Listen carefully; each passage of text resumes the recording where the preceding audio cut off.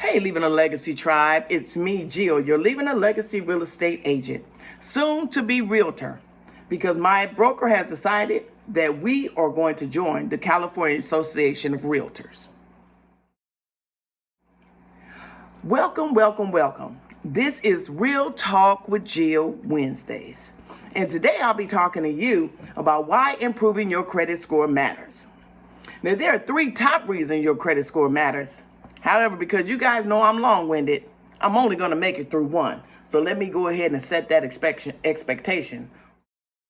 The number 1 reason why I increased my credit score was not to buy a car. No, it was to purchase my first piece of property coming back into the real estate game. So there's a pretty good chance that at some point, if you haven't already decided that you want to invest in real estate to create cash flow assets for retirement, or purchase a home for yourself to leave a legacy for your adult children, or help them purchase a home for themselves, it's very likely that you will soon.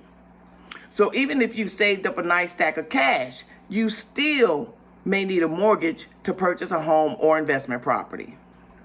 If you hope to get approved for credit for any type of credit card or loan, you have to have a good credit score.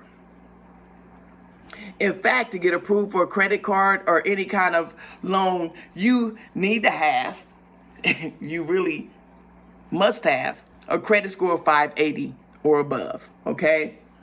So with a score between 580 and 680, your options for mortgages would most likely be limited to FHA loans or subprime loans. A lower score, again, like I said, you probably won't even get qualified for a loan.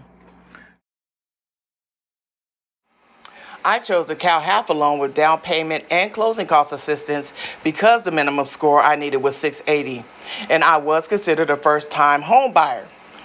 The qualifying features of this loan again are: you must not have been on a mortgage loan in the last 3 years. You could have been on the loan, because everybody, most people think, oh, you have to, in order to be a first-time home buyer, you could not have ever purchased a home, but that's not true.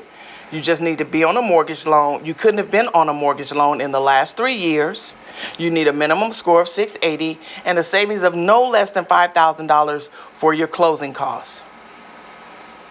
Tune in next week to hear more about my credit repair experience in Reason 1, Part B of Real Talk with Jill Wednesdays. Y'all be good now, you hear?